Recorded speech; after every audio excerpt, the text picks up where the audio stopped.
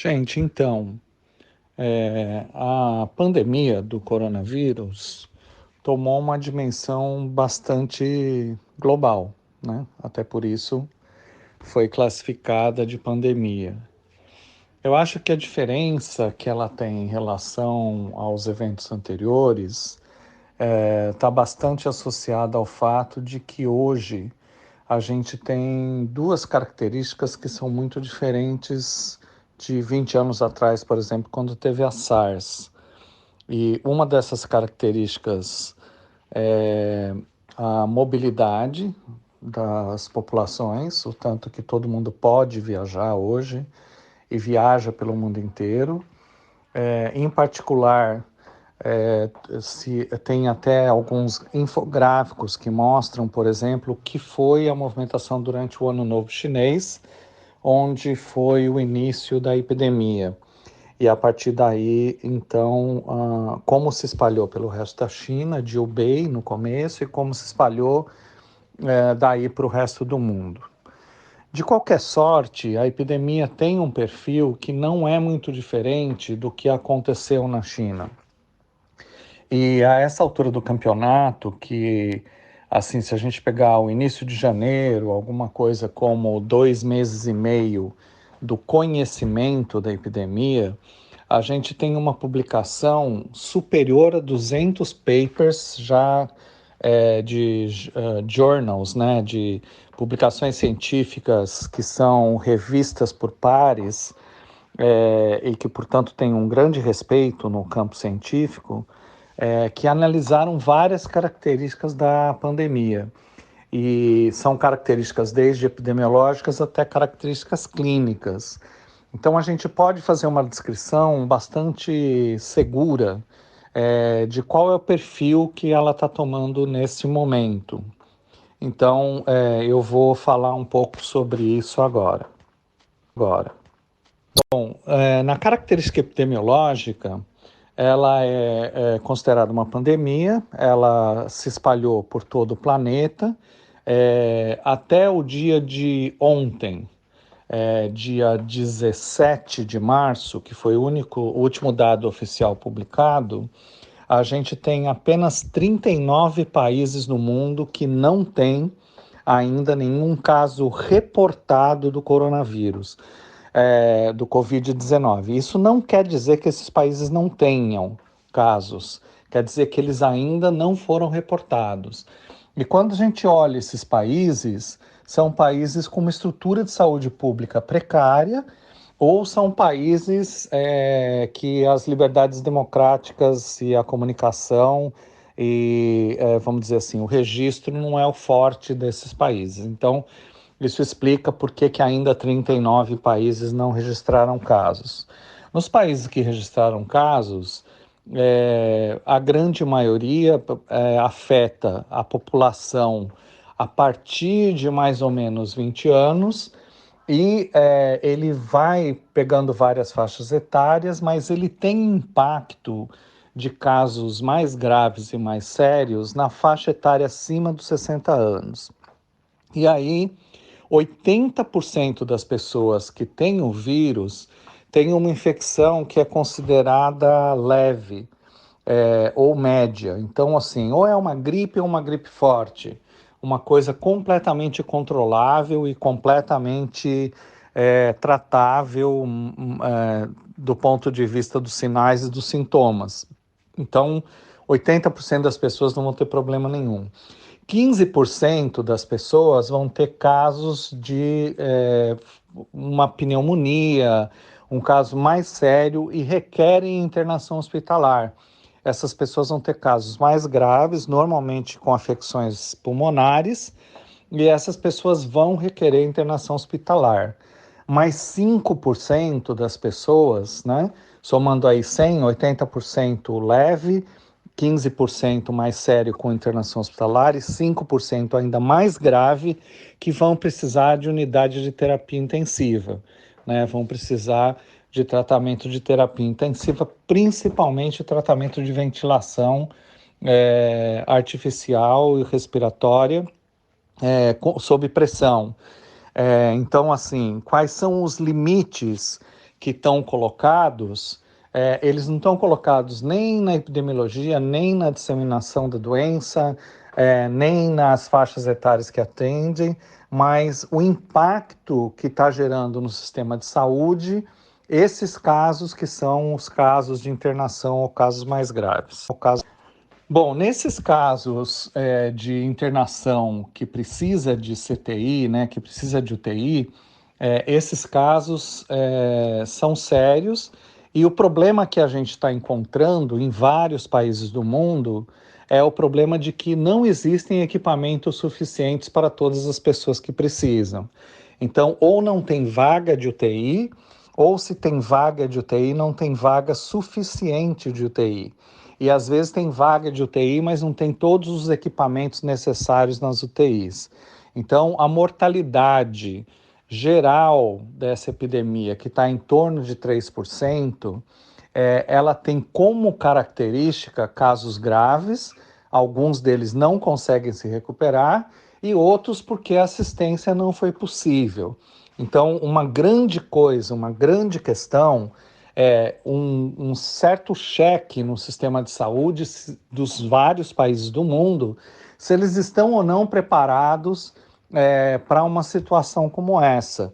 E a gente tem visto que a maioria dos países, inclusive países ricos e desenvolvidos, não necessariamente estão preparados no seu sistema de saúde para um evento tão dramático como esse, sob o ponto de vista da gravidade de alguns casos, de uma porcentagem minoritária dos casos, mas que precisam de um nível de assistência que muitas vezes os sistemas de saúde não estão preparados para oferecê-lo.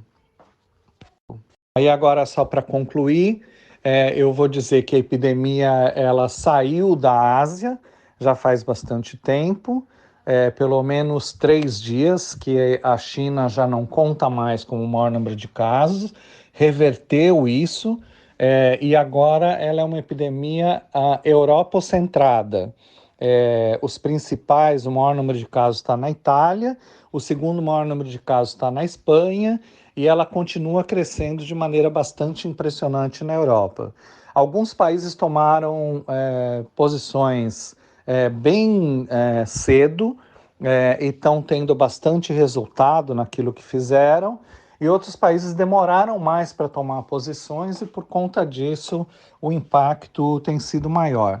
A gente tem que lembrar também que a Europa, há bastante tempo, não tem desafios dessa natureza, porque a SARS, por exemplo, não aconteceu na Europa, a MERS não aconteceu na Europa, e a Europa controlou praticamente todas as doenças de transmissão, doenças transmissíveis. Ela não tem esses desafios, tem algumas dos desafios que elas têm, não tem tanto impacto como hoje em dia, por exemplo, o trabalho no meu campo de HIV e AIDS está mais, vamos dizer assim, o impacto da resposta foi muito bom e as coisas estão sob controle nesses países.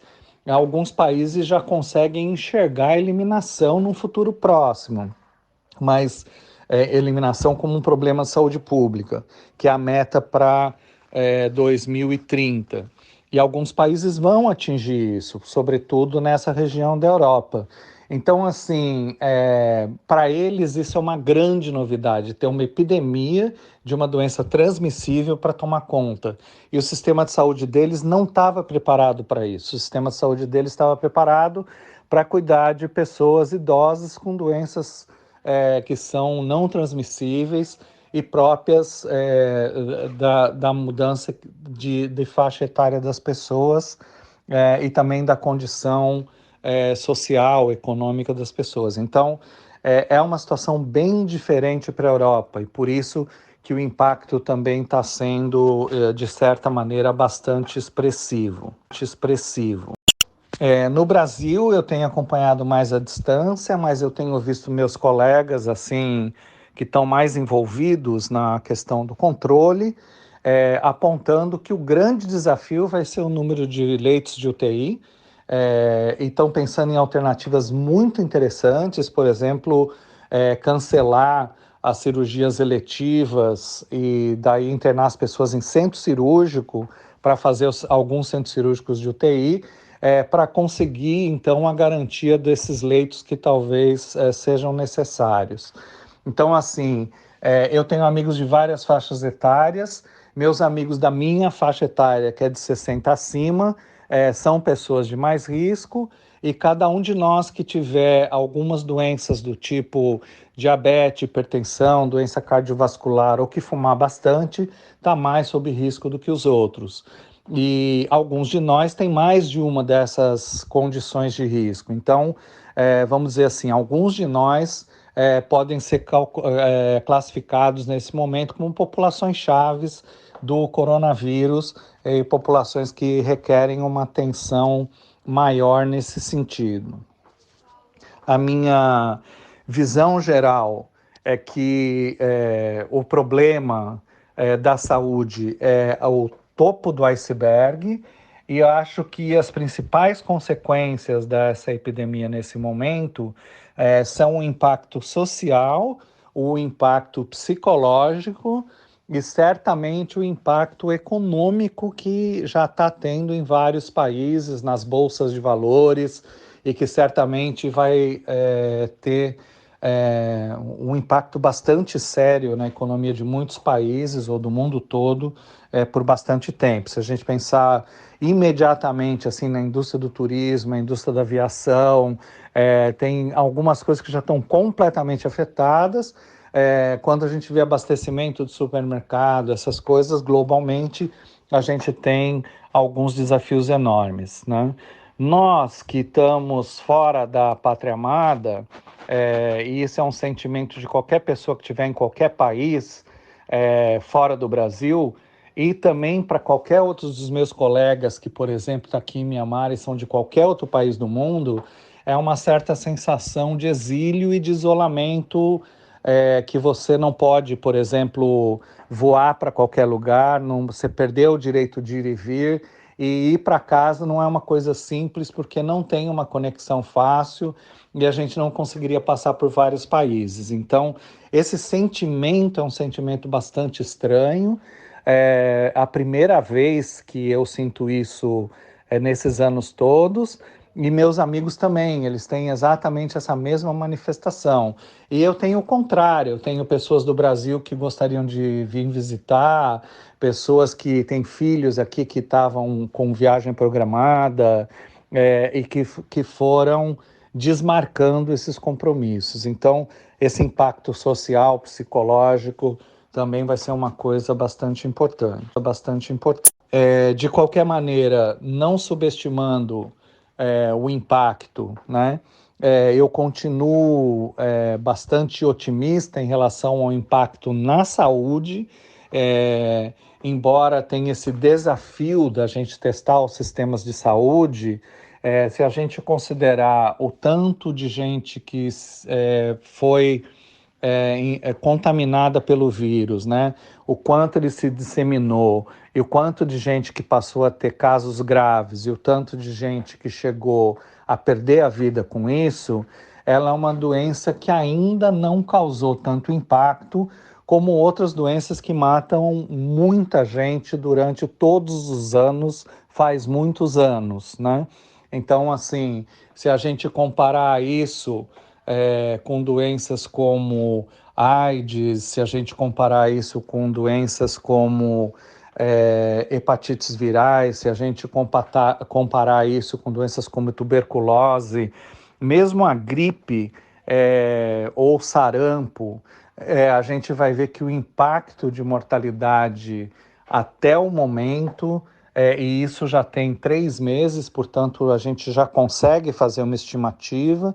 Já existem vários estudos com modelos, né, modelos matemáticos que prevêem até quando isso vai, e mais ou menos outros provavelmente 3 a 5 meses, e o impacto disso na saúde, vamos dizer, na letalidade não será tão grande se mantiver mais ou menos esse desenho até agora, que tem sido consistente entre aquilo que aconteceu na China, está acontecendo na Itália, no Irã, na Espanha, nos países que foram mais afetados por essa pandemia. Bom, então eu queria dar uma mensagem mais de alerta.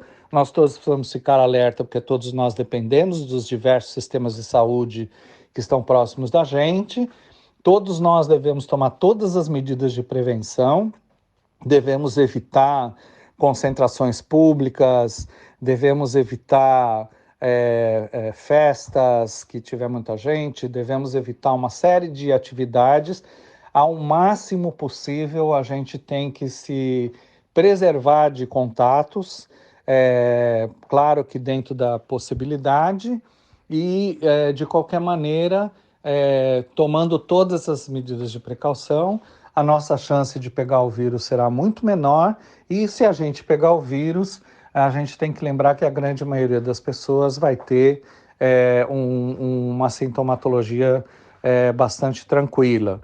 E claro que aquelas pessoas que tiverem casos mais graves têm que estar próximo do sistema de saúde e tem que saber para onde ir, se precisar e quando precisar. Tá bom, gente? Então, eu espero que com isso tenha ajudado. Desculpa a ausência, aqui está corrido, bastante coisa acontecendo, bastante coisa por fazer, mas sempre que puder, eu vou estar mantendo esse contato e conversando com vocês, tá bom? Beijos grandes, abraços enormes, sobretudo porque nós podemos beijar e abraçar online à vontade. Mais de perto fica complicado nesse momento, mas, enfim, somos brasileiros, não vamos perder a afetividade, tá bom? Beijão, tchau. Beijão, tchau.